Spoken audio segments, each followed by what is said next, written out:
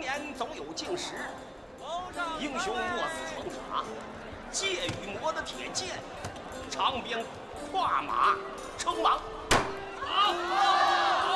好！上回书说到蔷薇帝经越晚舟，坐山观虎，斩平山君罗子寿，占领平国。雨然，这是什么？哎呀，这是说演义，这可比看书有趣多了。来一次下堂没听过这个，那你就是白来了。你今天可听仔细了，今天说的是《蔷薇百战录》最精彩的那部分——阳关一战。你们要是把这个错过了，那得等半年呢。统帅大军直逼阳关城下，时至深秋，万里凋敝，大军皆服赤色。蔷薇皇帝，蔷薇皇帝是谁啊？我知道，蔷你知道薇皇帝就是。什么呀？听你说，听人家说。军中有一乘红脸，帘幕低垂，在蔷薇公主驾下。这阳关是帝都的屏障，破了阳关，便可直取帝都。此时，蔷薇皇帝喜欢的蔷薇公主就要死了。他和她从小就是最好的朋友。他最大的心愿就是看着他登上太清阁，当上皇帝。后来，蔷薇公主就死了，没能看见蔷薇皇帝登上帝位。昨日青丝中见红姑。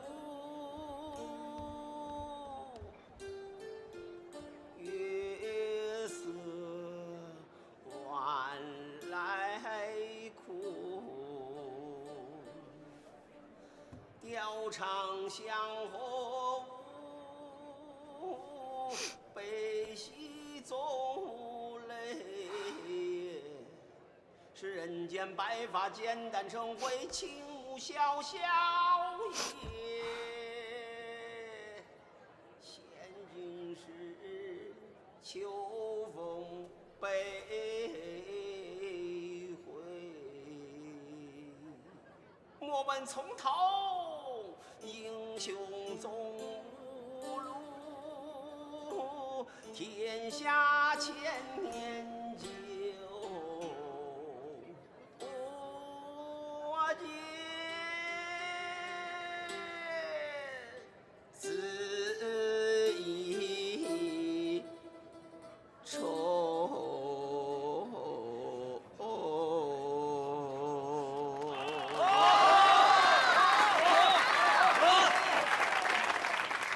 蔷薇皇帝为了他最心爱的人征战了天下，可是最后还是没能得偿所愿。想必啊，蔷薇皇帝肯定很落寞吧？至少，他得到了天下，这也是蔷薇公主最想看到的。哎，雨然姐，你们再给我讲讲这个故事吧，我之前没听过。哦，好，我来讲了啊！这个蔷薇皇帝是我们应朝的开国皇帝，是东路第一大英雄。蔷薇公主，哎，雨然，蔷薇公主是蔷薇皇帝从小最要好的朋友，对不对？对啊，对，最要好的朋友。他们的故事里面，我记得还有一个人叫什么纯文公子，对，什么纯文公子？人家叫文春公子。对，我之前听说书的先生说，这个文春公子是当时最聪明的人，他和这个蔷薇皇帝也是好朋友，他们两个有共同的志向。那个词叫什么来着？志同道合。对，志同道合。他们就是志同道合的那种好朋友，再加上蔷薇公主，所以他们三个就是最好的朋友。三个？我们也是三个。是啊。是啊。来，把杯子拿来。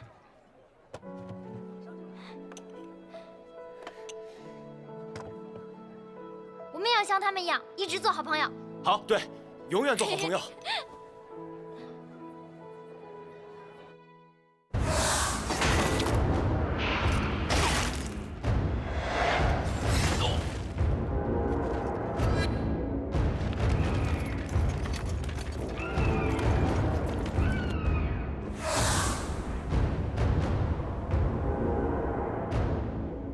离国犯我疆土，下堂危如累卵呐！依妾愚见，骆子嫣所提议和之案，倒不失为一个解决问题的好方法。国师以为离国是真心想要跟我们议和吗？妾看来，离国只是想求得暂时的和平，以备更大的军事方案。只是我们付出的代价确实昂贵了一些。下堂富甲东路，却始终没有一支能够跟诸国抗衡的劲旅，屡屡受制于人。这些年我都成就了什么？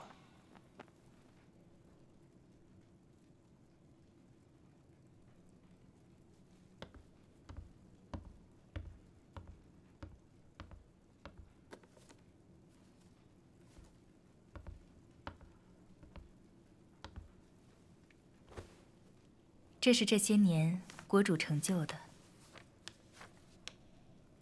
一座繁华的南怀城。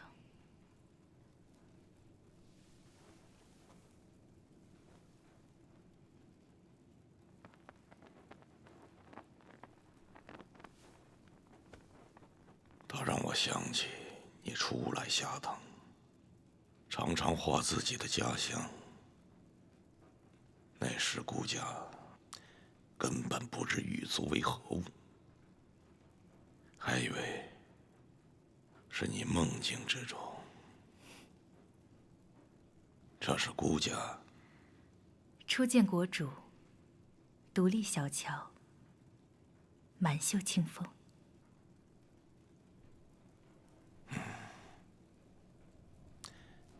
劳烦国师，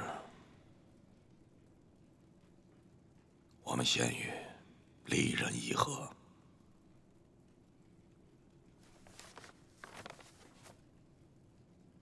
好。撤！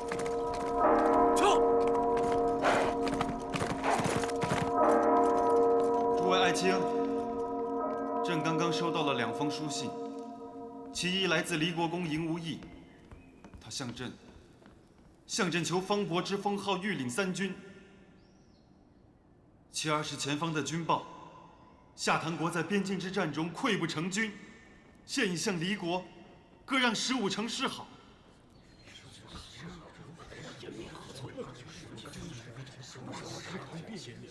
众位爱卿，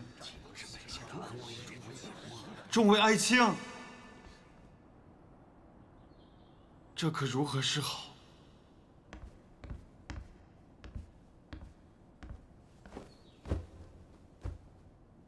陛下，嬴无忌无视朝规，公然侵占下唐领土，不臣之心昭然若揭。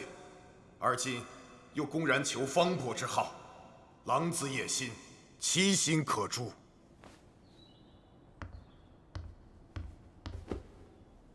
陛下，臣却认为非也。臣素闻离公麾下有5万虎狼之师，凶猛异常。他们身着红衣亮甲，名为赤旅，而这其中又有5000精锐之轻骑兵，快如雷电，又名为雷骑。他们雷霆万钧，下唐自不可挡。损失15城，怕是下唐最少的损失了。依爱卿的意思，这离国人即便是把下唐全部侵吞了去，也合情合理了。臣不敢。臣是说，以赤旅雷骑的勇猛，抵挡下唐与股掌之间，已并非难事。不如就与他相安无事最好。那爱卿认为，这方伯是封还是不封啊？依臣愚见，封。嬴无忌已踏过下唐，直逼天启而来，来势汹汹。臣担忧，如若不封，届时定会生灵涂炭，我等都难以安坐了。我倒是真想看那一天的到来，可爱卿你是等不到那一天了。来人！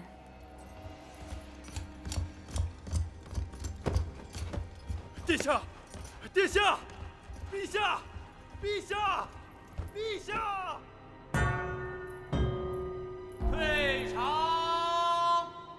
不知赢无益这次侵犯的是哪座城池？说来奇怪，既不是交通要道，又不是富庶之地，而是一个叫古北口的荒山野岭。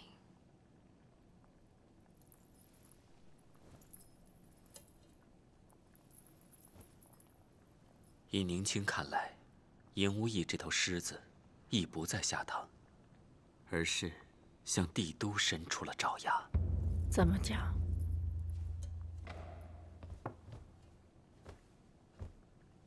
古北口现在确是荒山野岭，可是100余年前，却是通往帝都的一条商业邪道。若冒险通过古北口，会比走商道快4天到达帝都，只是实在太难走，所以才被荒废了。以离国的军力，不需多久便可恢复出一条可供军马通行的道路。到时候，只要赢无益一声令下，滚滚雷旗便会出现在帝都城下。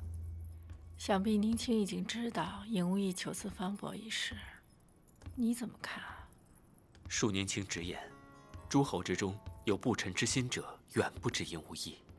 数百年来，皇室采用的策略是让诸侯之间相互制衡，可现在离国军力之强，已经压倒了其他诸侯。这个平衡一旦被打破，那其他诸侯的野心便会爆发。这煌煌帝都向来都会引得天下人的贪欲。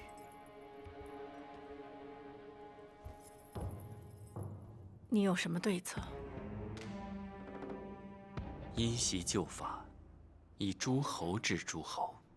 以前各诸侯为皇室效力，难免不情不愿。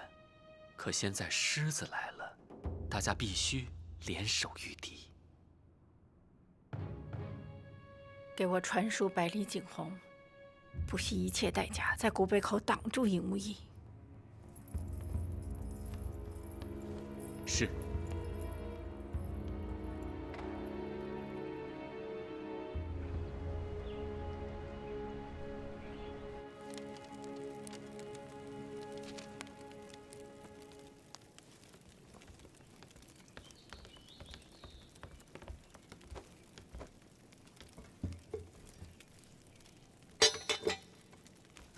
国师想必已猜到这是谁的来信了。帝都天启，应国长公主白凌波殿下。我在诸侯中能有这样的地位，全是长公主所赐。冒大不韪与青阳部结盟，也是长公主授意。长公主有命，我也不得不遵从。长公主不允议和，要求你出兵阻击赢无益。自古以来，天子都是这样，要讨伐诸侯，必定其他诸侯先出兵。天子永远是高高在上，看着其他诸侯血流成河。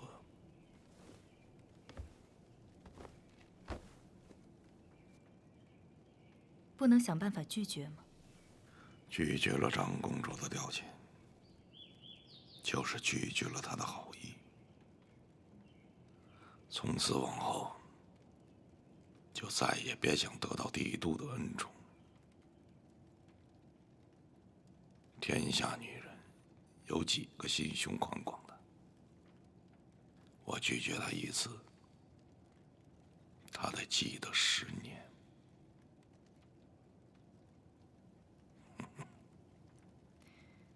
天下间的盟友，谁一定是你的人呢？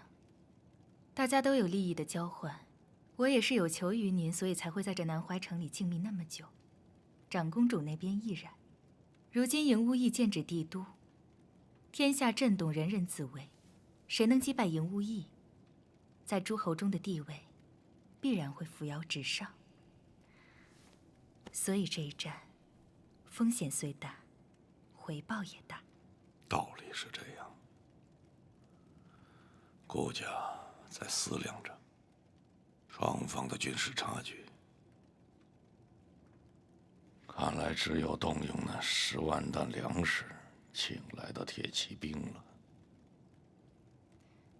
那些北路人性情凶悍，远来未久，怕是难以调遣。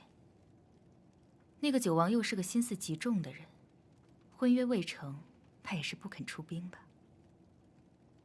虎狼屯邑结壁，不让他伤人，就得放出去咬外人。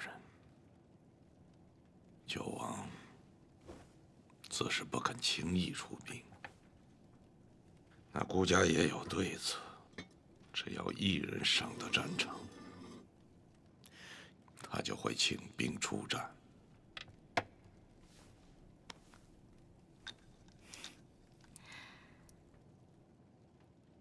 国主说的可是是字？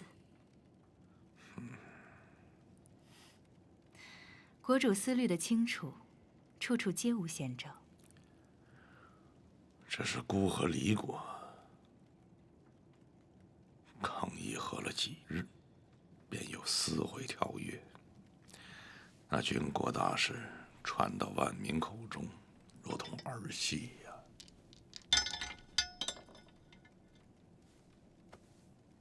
并非是儿戏。君主有君主的不得已，时局动荡，便要顺势而为。这是我们争雄东路的好机会。你们的对手是来自离国的俘虏，他们在战场上受到了屈辱，心中燃着复仇的愤怒。他们手中若是有刀，就会将你们砍成肉酱；他们若是还残留着指甲，就会将指甲刺进你们的喉咙里。这是最接近战场的演练了。那么今天，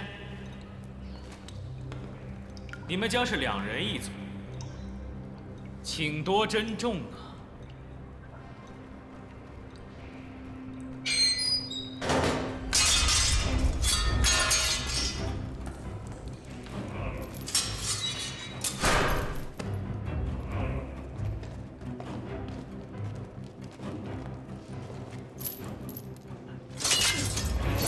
我还要提醒你们一句，不要和这些野兽在一个牢房里待的时间太久了，不然真的到了拼你死我活的那一天，可能你们的心软就会让你们输了自己的性命。作为战士，要时刻拥有一颗杀伐决断的心。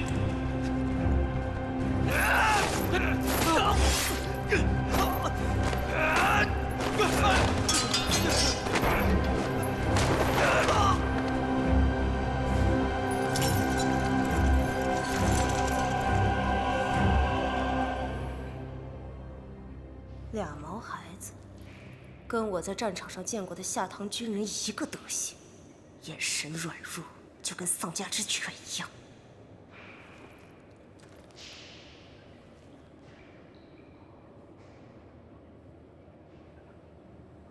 阿苏洛，他是我们的敌人。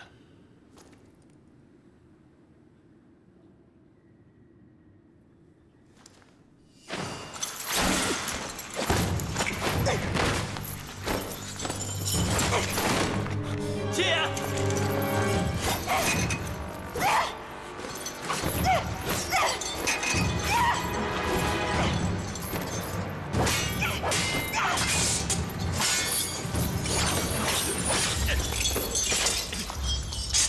放开他！你们这样的人上了战场，只配做我的刀下肉泥。你是女人，我们不想伤害你。手里拿着武器却选择后退，这就是你们输给我的原因。你杀呀！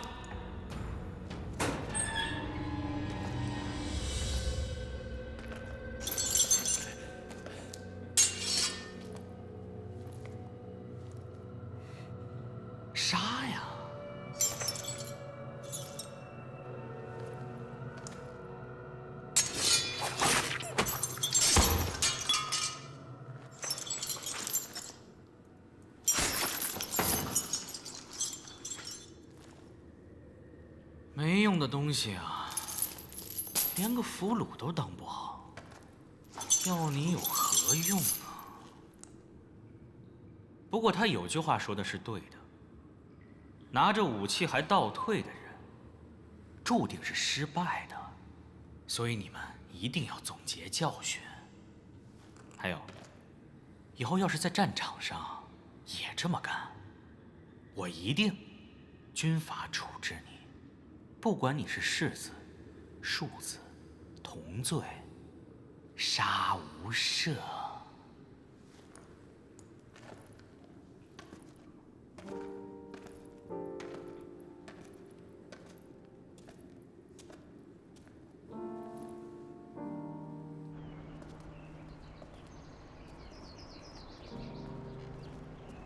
阿苏勒，你是不忍心吗？我被送来下堂，说是可以学习所有东路的军事知识。今天第一次上战，看到的只有残酷的血腥，把俘虏当成靶子来打，那还是个女人。济公想让战俘给我们做对手，是想让我们学习他们的战法。不过阿苏勒，你不是下堂的人，离国的战士也不是你的对手，狠不下心来，这也很正常。也许吧。姐，几年前，我的刀术老师问我拿起刀是不是想杀人，我拿刀是想救人。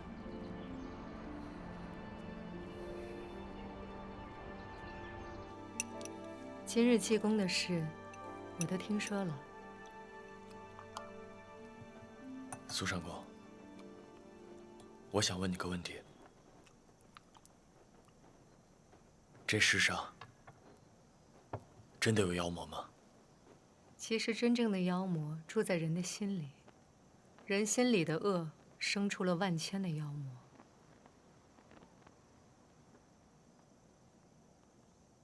世子，请你答应我一件事。上公请讲。请你一定要保护好你自己。至于武阳君，无论他做了什么，请你相信，那一定不是他的本意。他只是心里藏了太多的愤怒，又太想证明自己。虽然我不知道武阳君为什么一定要这么做，但他对我和姐说的一句话，我却记住了。继承斩铁剑的人，就应该去守护更多的人。世子这话，我以前也听一个人说过。他也有一把绝世的剑，他跟世子一样，把天下装在自己的心里。那个人后来怎么样了？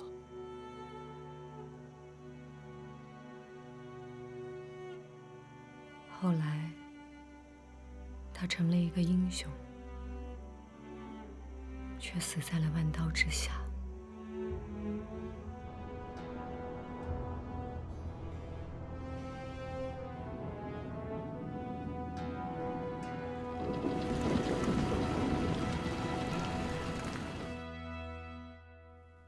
禀国主，世子近2日一直在济公内学习，一切如常，并无任何异动。我怎么听说，世子在昨日的训练中，险些遭了离国俘虏的黑手，还和武阳君发生一些小冲突。苏上公不是疏忽职守，就是有意要偏袒颖儿了。请国主恕罪，苏某一定会保证世子的安全，以后不敢大意。苏上公的心意，顾家了解，顾家也不会降罪下来。颖儿也已经成年了，再过几日，我打算带她去地宫走走。苏上公替颖儿保存的那枚指环，是时候拿出来了。国主，那柄剑极其凶险，以颖儿现在的心性，是根本无法控制的。那柄剑是属于他的，只有颖儿有可能成为那柄剑的主人。国主应该知道那柄剑的力量，寻常人根本无法踏进他的圈子。那柄剑不仅寄生着他父亲的灵魂，也寄生着其他所有被剑所吞噬的灵魂。它的可怕无法想象。颖儿的确是那个最有可能拔剑的人，但是以他现在的心性，是根本做不到的，国主。可他的父亲曾经拔起了那把剑，不是吗？只有持剑的人，才能成为一代一代天驱的首领，成为一代一代的英雄。只要拔起那把剑，他们才会成为世人眼中号令天下的英雄。苏上公当然明白，我对颖儿的寄望不只是那把剑，更是整个下堂。还请国主三思。颖儿她只是个孩子，我只希望颖儿能够平安地度过此生，请国主放过她吧。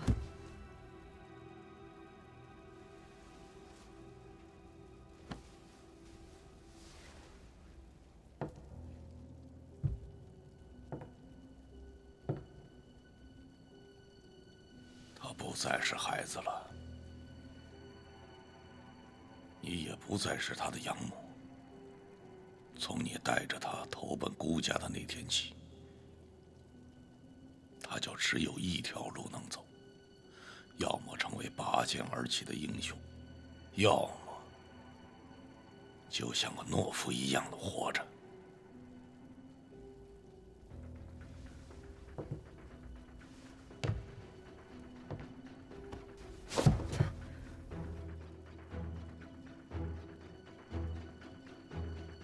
你现在让他成一个懦夫，他宁愿去死。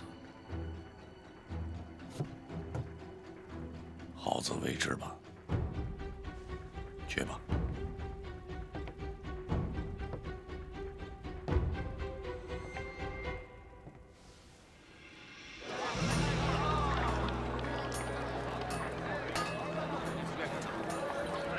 都来瞧瞧嘞，瞧瞧。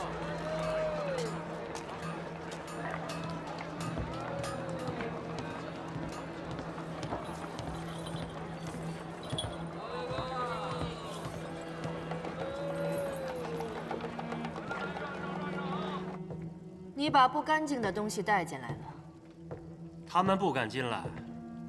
阁下要算什么呀？我要找一把剑。那阁下走错地方了，兵器铺在隔壁。那把剑在兵器铺找不到。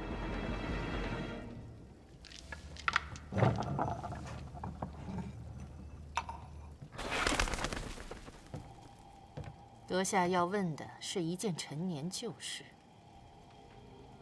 可时光太过久远，想要追溯很难。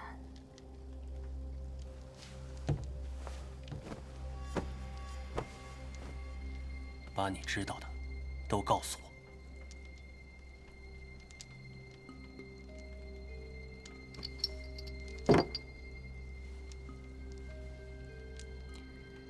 我听说有个名叫幽长吉的年轻人，他乘着一艘小船，顺地下河而下，带着一把沉重的古剑，英姿勃发。可惜遭遇了天驱武士团的刺杀，可他居然以一己之力击退了数十人的围攻。我问的不是人，我是问剑。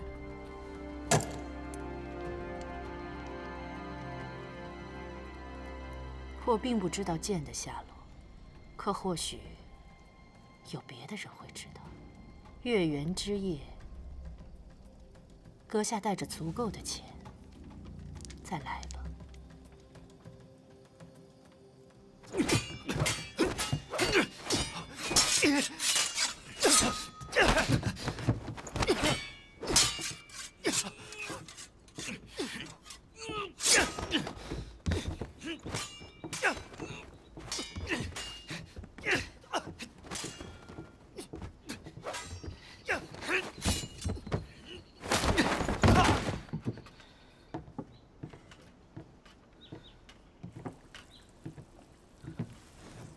最近双红花开得正盛，我亲自采摘了一些，让后厨做成了双红饼，带过来看看你。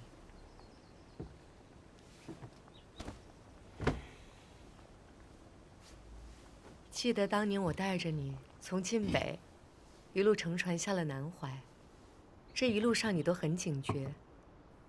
可到了南怀就好了，因为那里的特产有你最爱的酥皮点心。尤其是这花瓣做馅儿的双红饼，你每天都要吃上一块。苏上公，我已经不是小孩子了，不用每天吃点糕点才能入睡。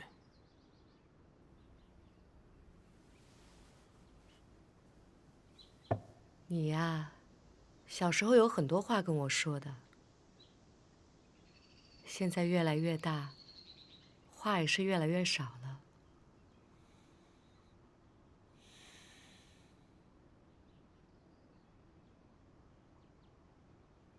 那我先回去了。苏上公，我有件事想问你啊。我父亲到底是怎么死的？蔷薇公主最大的愿望，就是看蔷薇皇帝登基。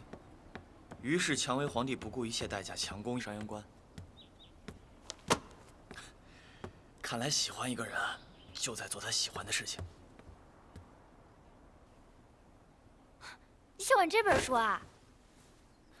雨然，哎，你来了。我前2天听说书人讲蔷薇皇帝的故事，我好喜欢。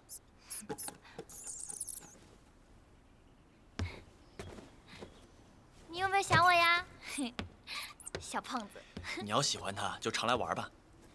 反正他也喜欢跟你玩。我原本以为你不方便来找我呢。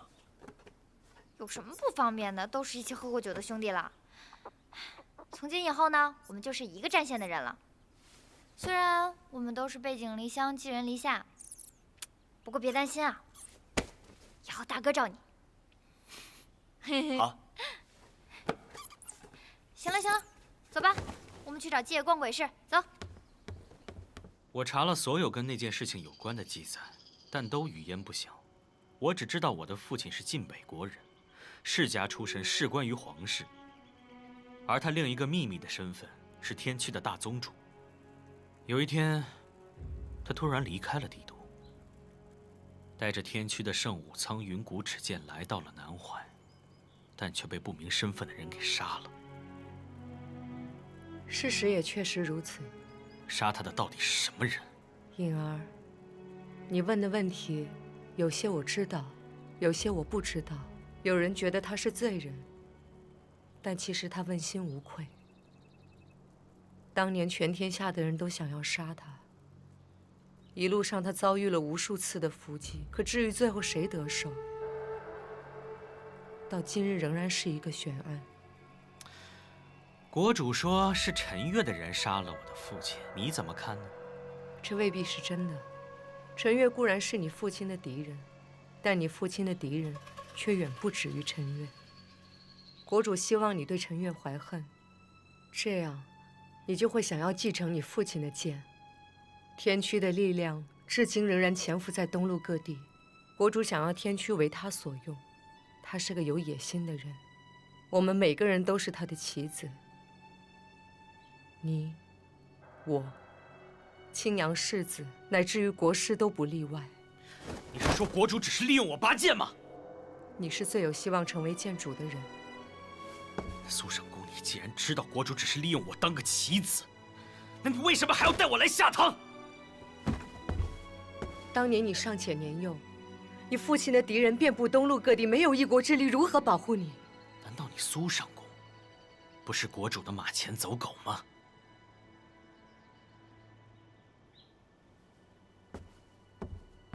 苏上公，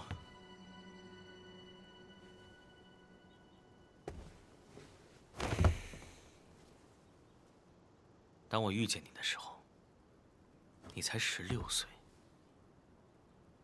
我拿你当我自己的亲姐姐看，而且我也一直想有这样的一个姐姐，好看，又照顾我，英姿飒爽的。但我现在觉得呀，是很多人一起杀了我的父亲。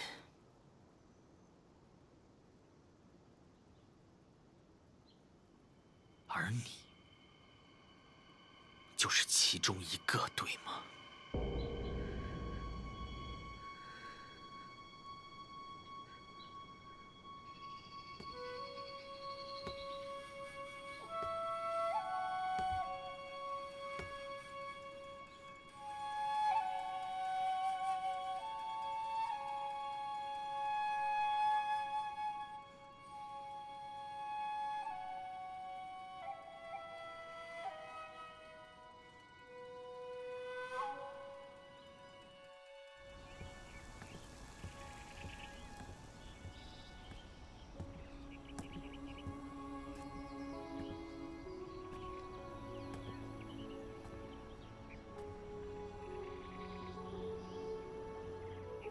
你很喜欢看鱼。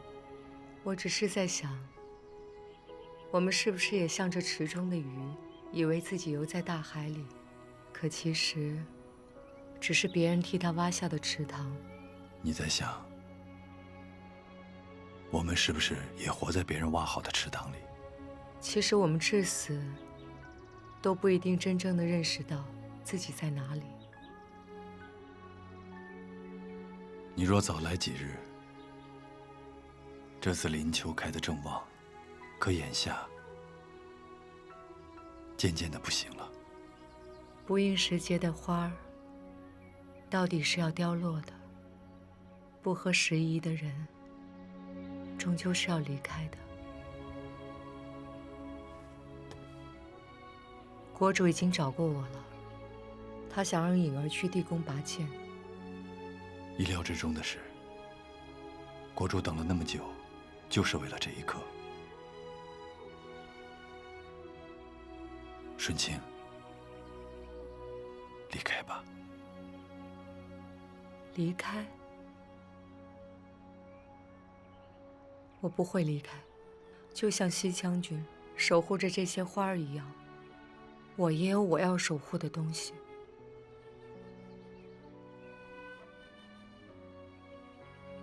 你真正要守护的，并不是那柄剑，而是那个人。你不是一个天驱，守护那柄剑的责任不应该落在你的肩上。可是能守护那柄剑的人已经被杀掉了。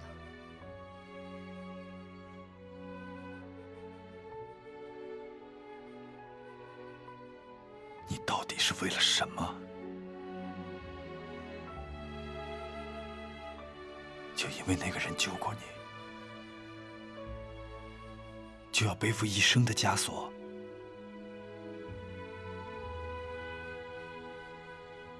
这天底下，每个人都有他的牢笼。那把剑，就是我的牢笼。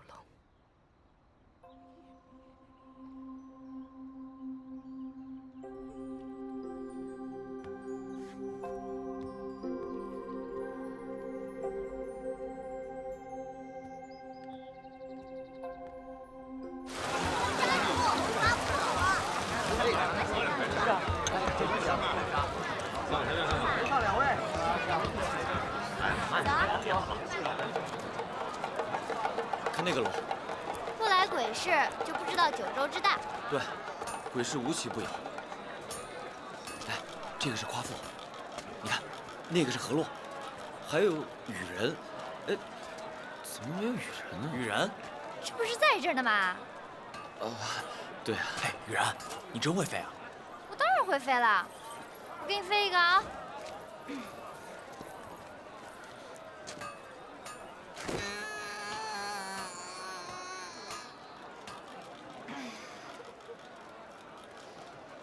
等一下。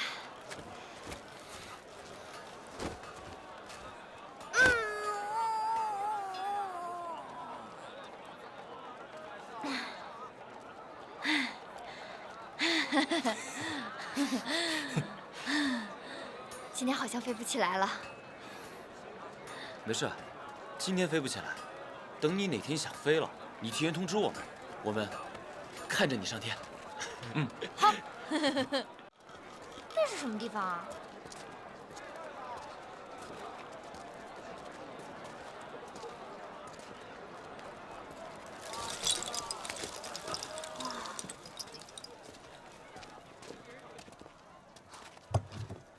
这是什么呀？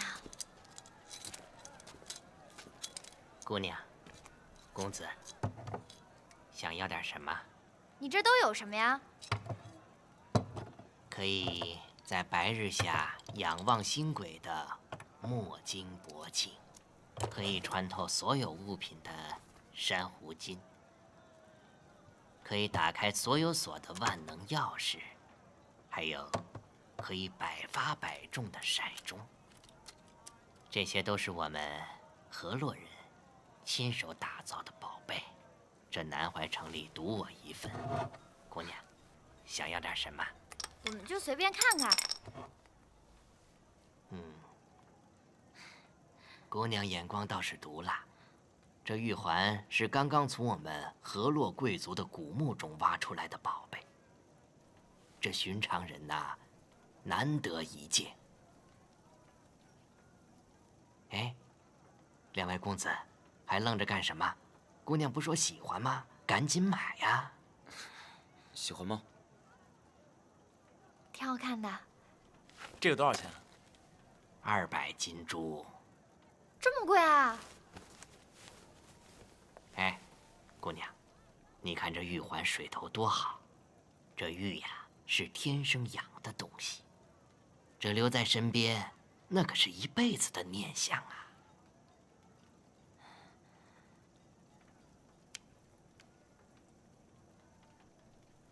算了算了算了，我也不缺首饰。再说了，我干嘛带死人带过的东西啊？对吧？走走走走走。姑娘且慢。既然三位来了，那便是和碧殿有小小的缘分。不买河洛的物件不要紧，可我这里面的东西，在整个鬼市就我一家。你们不看，会后悔的。那到底是什么东西啊？难道你们不想知道你们的过去、现在和将来吗？哼哼，过去已经过去了，现在正在发生，未来或许已经到来。我这三面海螺镜，你们看到什么，便是什么。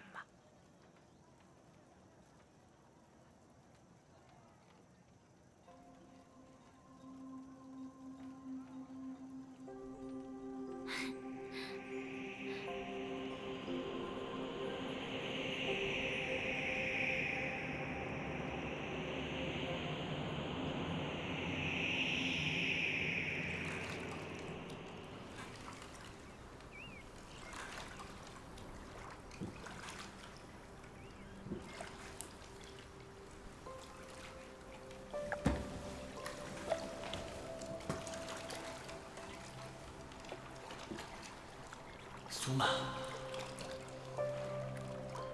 你醒了啊？秦姐姐，我怎么会在这儿啊？你一直在这儿啊？上船不久你就睡着了，睡到现在才醒。马上就到寨子了。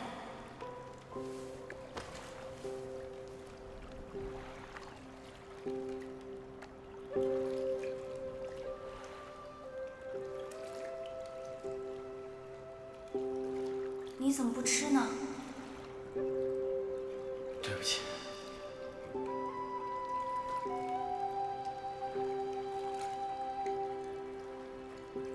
我没能保护好你们，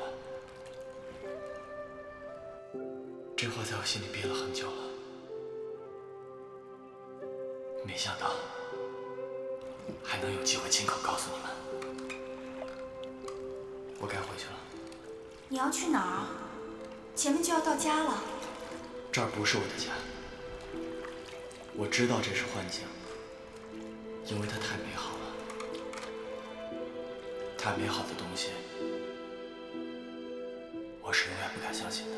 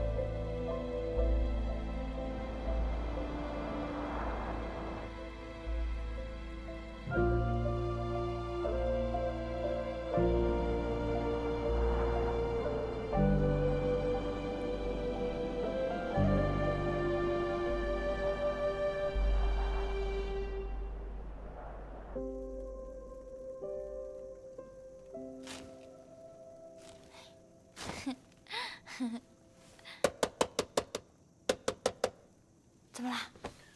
没了。我的也没了。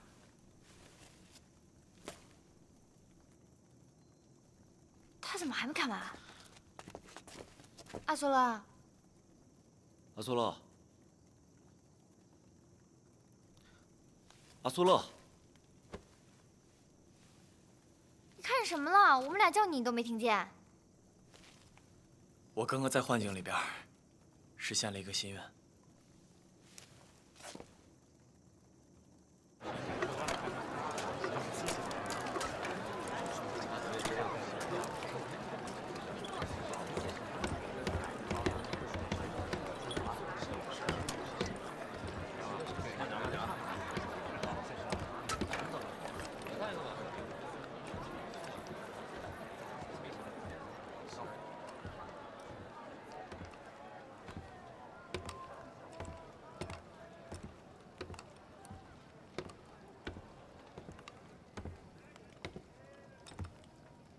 听闻你是来找剑的。你就是那个出售悠长集下落的人。14年了，14年来，从来没人打听过他的下落。可这一朝风起云涌，他连最后这点安宁都不可得了。这个秘密，我守护了整整14年。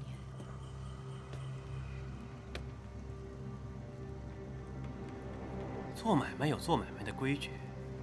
我之所以跑到鬼市来打听消息，就是因为这里有所闻有所不闻，只为金子奔忙，不为追根究底。这位姑娘，你若是坏了规矩，不能怪我。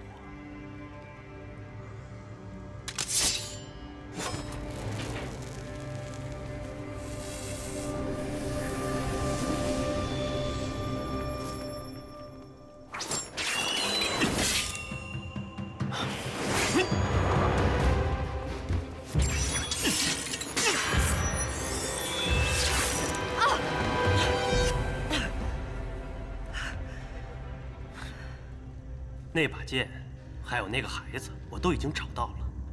今天来，我就是想见识一下，这么多年到底是谁守护了这把剑。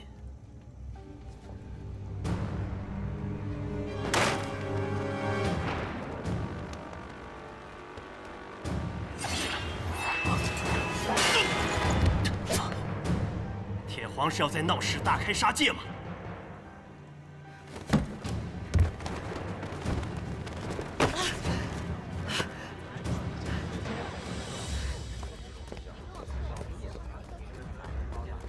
和陈越之间的战争，从来就不分场合。苍天之下，哪里都是你我的战场。久闻铁皇大名，真是风骨不改。不过这个女人好像不是你们天驱的人，你为何要保她性命？陈越杀人，天驱就得救人，不需要理由。我如今的身份是离国使者，这里是下唐国的都城，戒备森严，你我相斗，军队应该很快就会赶过来。到时候只怕是铁皇大人也不便脱身吧。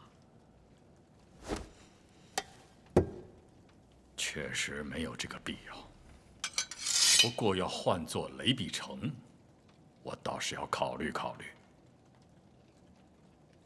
我知道，你们也觊觎苍云古齿剑，斩铁剑中的斩铁剑，天驱的圣物，谁不觊觎？回去告诉雷碧城，他胆敢染指苍云古齿，我定会取他项上人头。一定如实转达。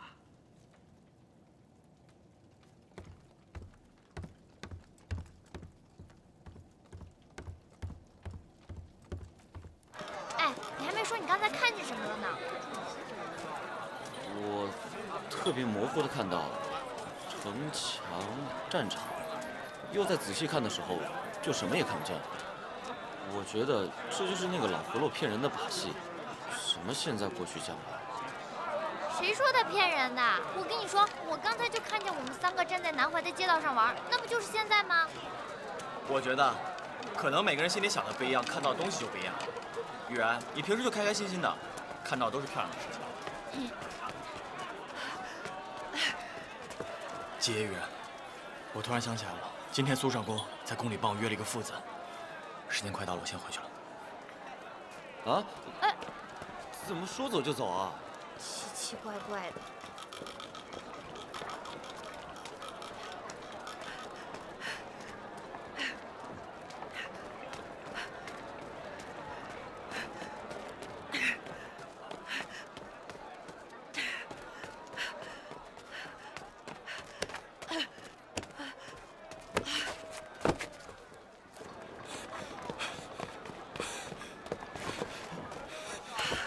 苏山国，你怎么了？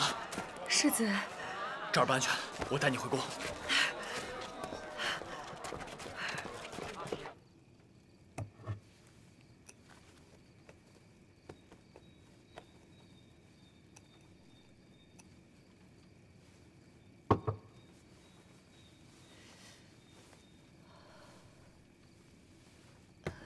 苏山国，真的不用帮你请御医来吗？不用，我真的没事儿，劳烦世子担忧了。可你刚刚受了很重的伤。没关系，只是些皮外伤而已，我自己可以医治。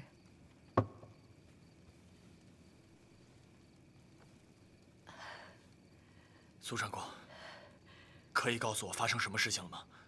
世子还是少知道的好，这事跟你没关系。不，你是我在下堂最亲近的人，你一直待我像家里人一样，那我也会一样。所以苏上公的安危跟我有关系。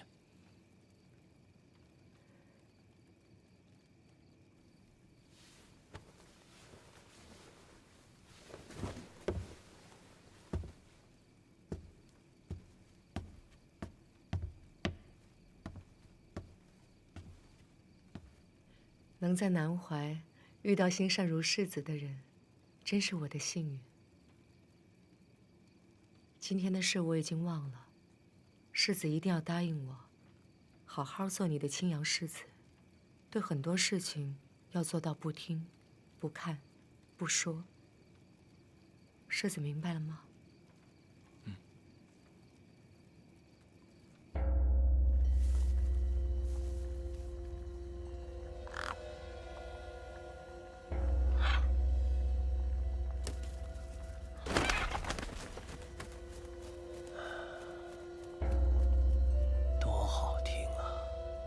这王朝末日的丧钟。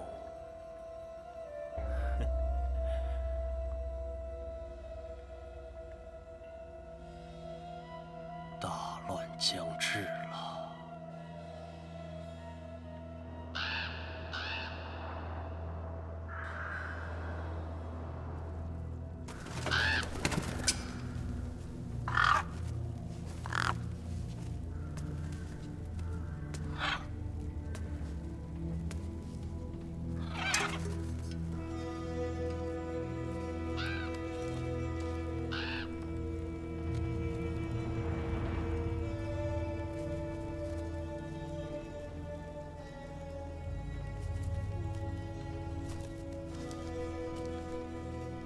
神给了剑柄，就看这世间谁能握住它。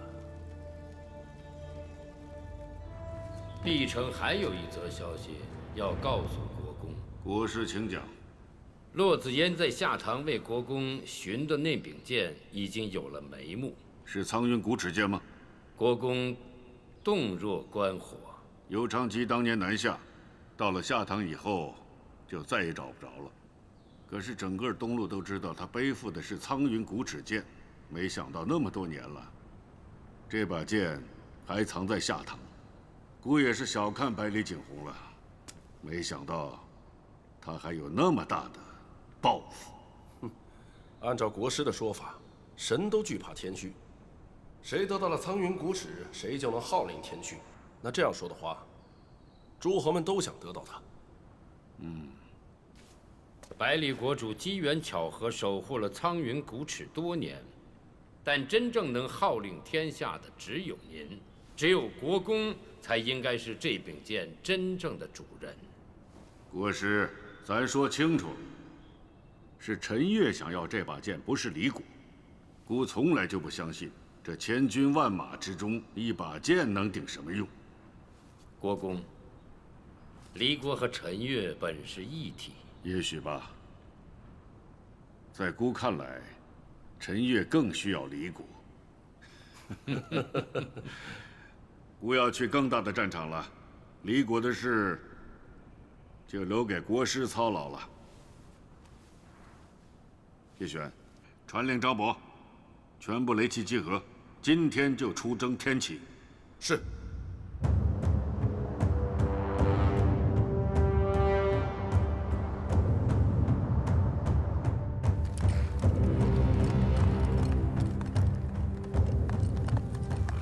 公爷，敌军18位，5万余人，加上雷胆营的1000，全数到齐。每次出征，都要等你跑这么一大圈，一一报数上来，累不累啊？累。公爷，不知是开朝时哪位将军设下的，皇室和诸侯们的军队开拔前都要来这么一下，报一报人数，振奋一下军心。哼，这叫振奋军心啊！把他们一个不漏的全都带回来，那才叫振奋军心呢。父亲，不可出兵，不可出兵！父亲，父亲，既然已经攻破了下堂，为何不一鼓作气灭了下堂国？你以为你父亲的志向就在于一个区区的下堂？可是父亲，您若亲自出兵天启，势必会引起各方诸侯的猜忌，离国也会成为众矢之的的。那又怎么样？老师的意思是，让我们继续攻打下堂国。我以为你是来跟我送别的，没想到你是来传达国师的意思的。国师是为我们离国筹谋。你什么时候才能有个世子的样子？你什么时候才能像你爹有个远大的志向？那天启城就像是一个丰乳肥臀的天下第一美女，你也不想去看看？那创建天启城的蔷薇皇帝，当年叱咤风云，号令天下，你也不羡慕？如果父亲执意出兵，那就与这些人的血开路吧。你以为我那么在乎他们的生死吗？那我的性命呢？哥哥，哥哥，吁！我刚才路过祭坛了，那火光冲天的，你赶紧去看一眼吧。国师不是赠了你大量陈月的典籍吗？这要是都烧没了怎么办啊？愣着干什么呀？赶紧救火！是。嗨。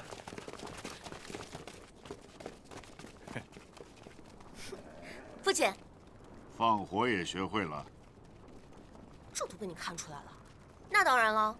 你还有什么不会的？父亲，我现在只能跟你走了。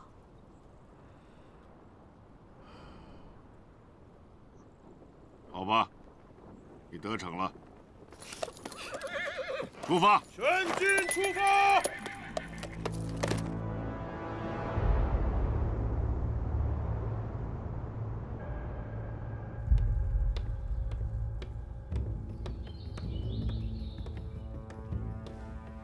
拜见国主。西将军找到骆子言了，对尹无义的出兵，他作何解释？据骆子言所说，尹无义这次率领了一支天下阵部的军队，要上天启觐见天子。他要北上，就得经过我国，是去天启，还是攻打我国，谁能说得清楚？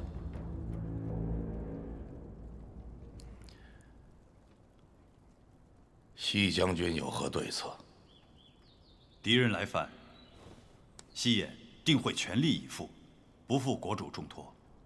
但是敌人来势汹汹，我军仓促集结，处境恐怕对我们不利。对付尹无义，是时候该请出我们的盟友了。国主说的是青阳兵，可是现在盟约未定，臣怕九王不会出兵相助。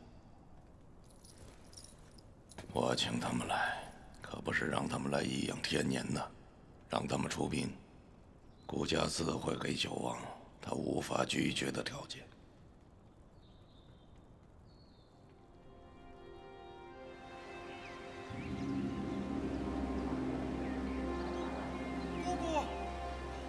姑姑，姑姑，大事不好了！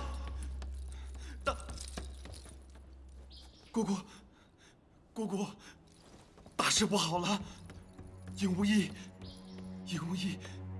出兵了。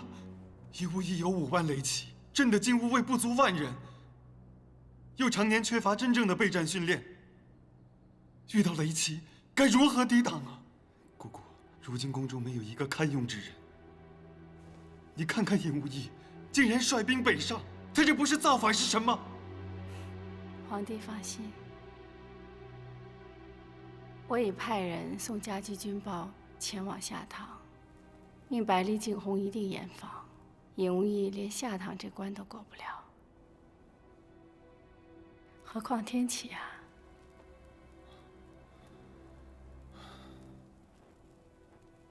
有姑姑这句话，朕就放心了。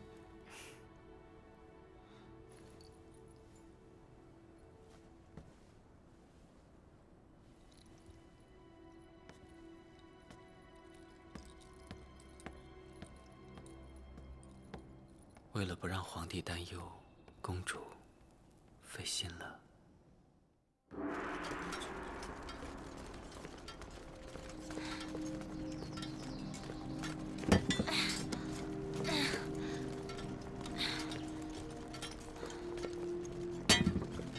哎呀！你们快看，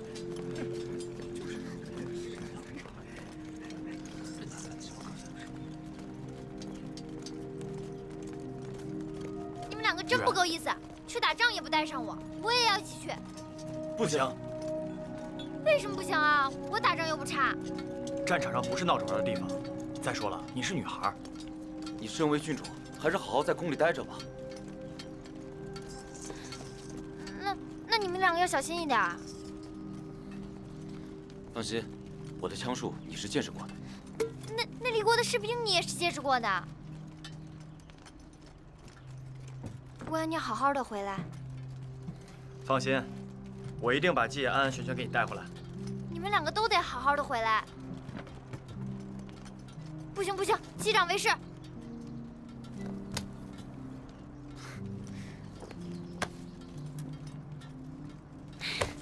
什么时候还卿卿我我的？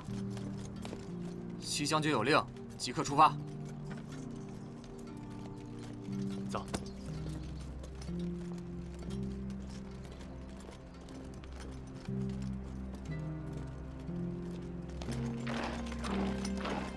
世子，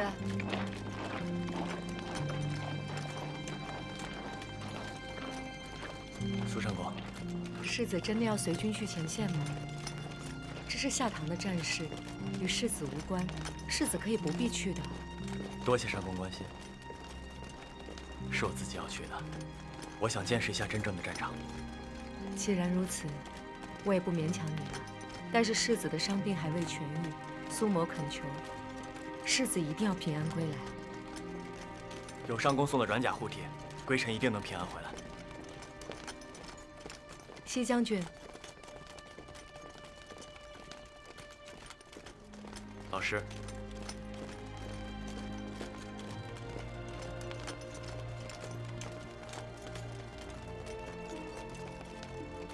西将军久经沙场，这些孩子就交给你照顾了。我定会尽全力，但战事无常，也许连我都一去不返。此时此地，便是永别。要是这么轻易就死，那西将军就不是东路之狐了。东路之狐，也不能保证万无一失。告辞。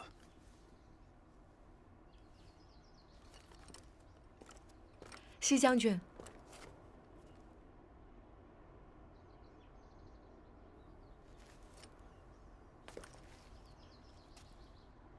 照顾好自己。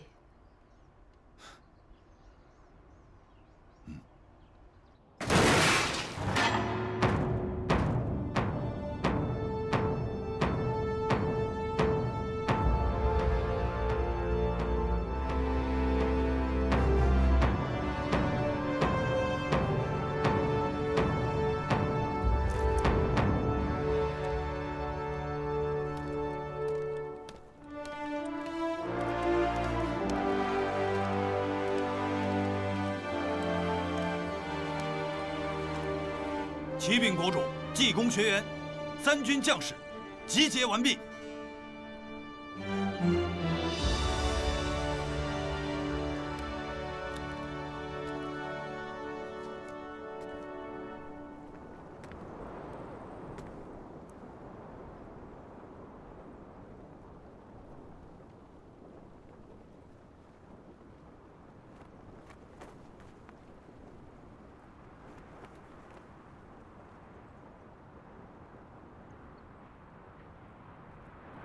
古人云：“国家危难，生死以之。”诸君都是国之栋梁。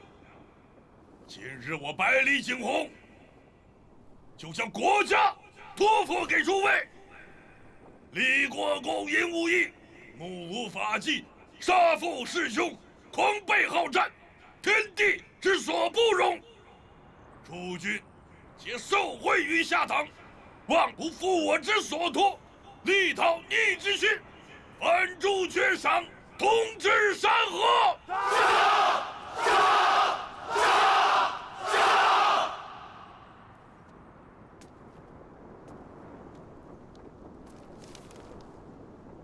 国主有令，阵前斩离国参将1名，赏100金。军衔升1级，斩离国牙将1名，赏500金；军衔升2级。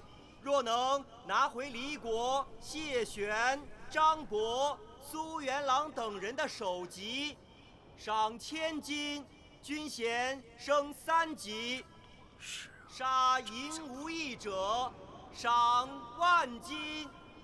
上表帝都，封万户侯。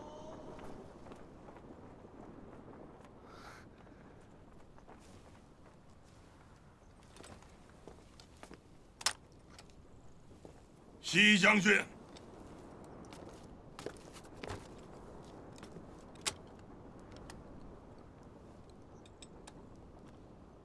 国家安危，系于将军一身了。正如国主所言，国家有难，生死已至，顾家静候将军佳音。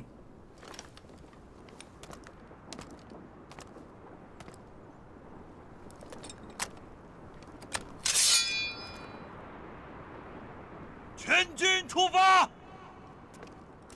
是。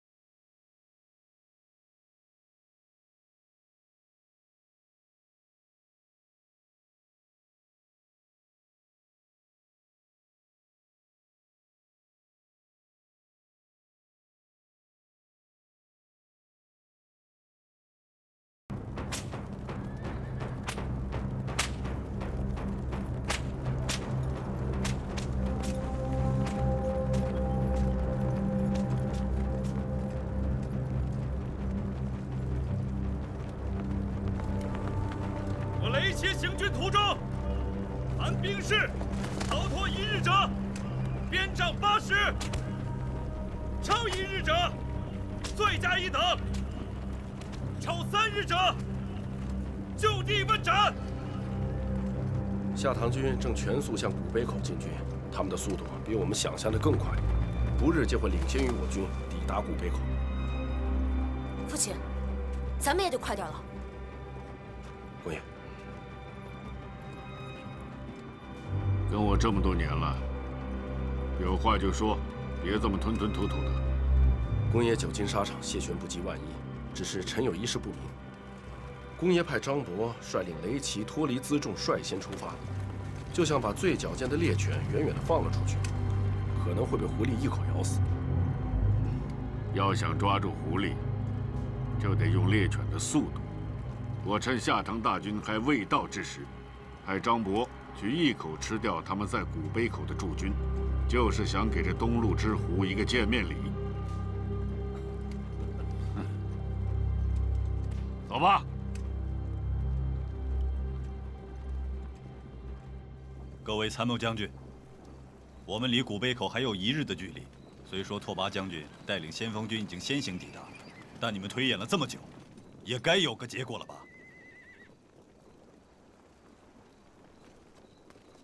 末将认为，应该利用山地之便，沿途设置滚木雷石、夜袭、火攻种种手段拖住离国军队，再分兵断绝营无义粮草补给。粮草一断，士气必衰。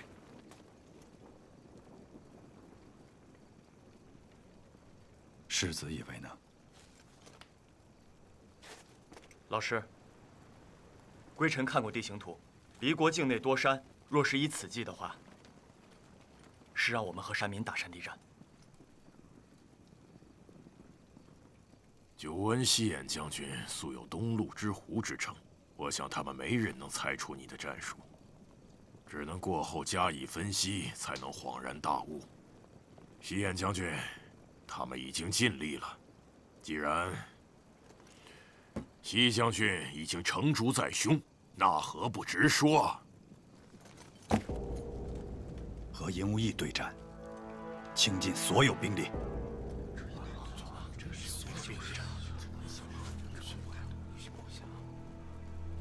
在尹无义最没有防备的时候，全军出击，一举击溃他的锐气。最好能吃掉他的雷骑。如果没有了骑兵，他就只能止步在古北口。原来西将军也是个冒险之人。战场之上，胜生败死。若没有奋勇一意向前的勇气，就只能等死。王爷，你不这么认为吗？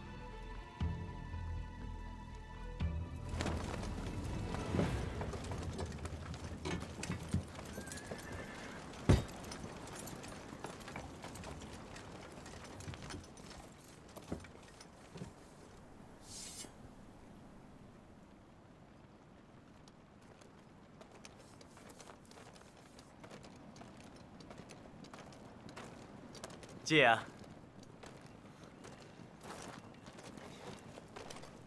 这是他们刚才发的锁子甲，我有苏长公送的软甲了，这个你用吧。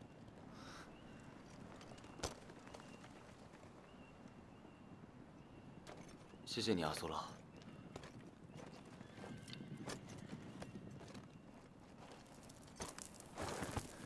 我不太会说话，但是谁对我好，我心里都记着。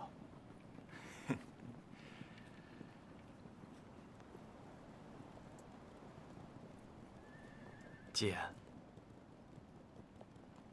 你为什么从军啊？我怕被人瞧不起，被人欺负。实话告诉你，这一枪要不是握在我自己手里，我也会害怕。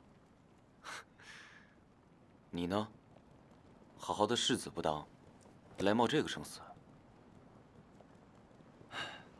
有的人从军是为了军功，有的人从军呢，只是为了活下去。但有些人就是觉得自己能在战场上救别人。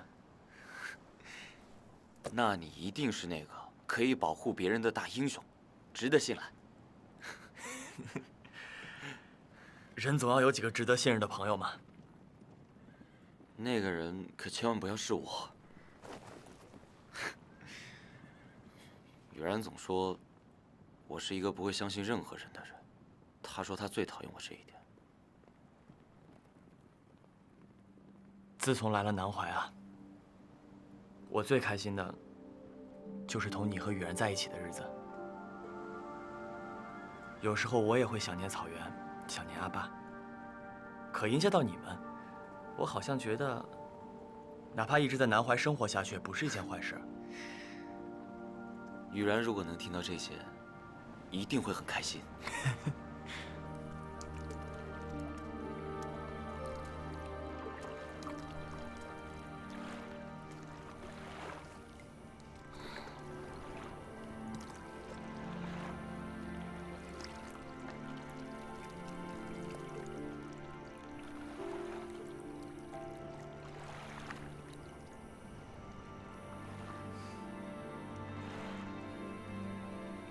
所以啊，我们如果能活着回去啊，我会亲口告诉他。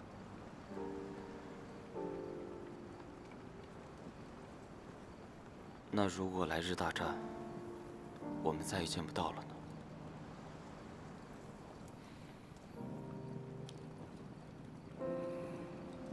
姐，你怕吗？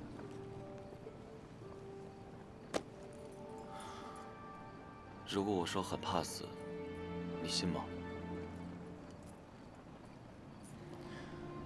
有时候我就觉着我心里面有个人一直在喊着，千万不要被他杀死。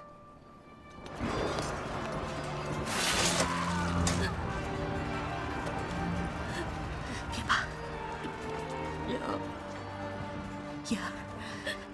燕儿，你要记住，等你长大以后，也只能自己救自己。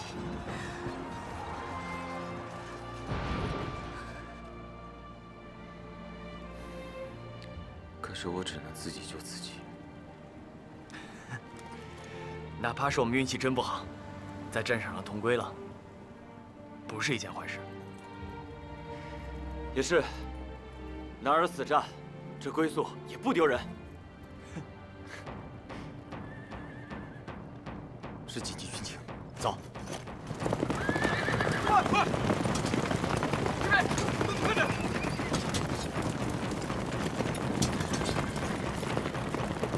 快点！急行军，快！走。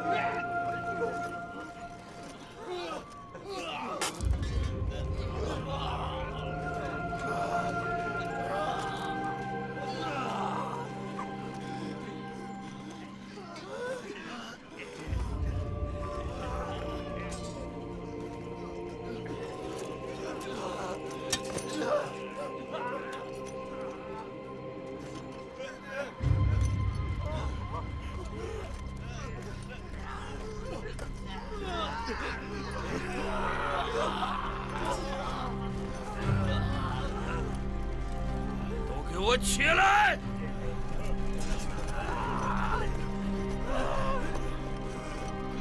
拓跋将军，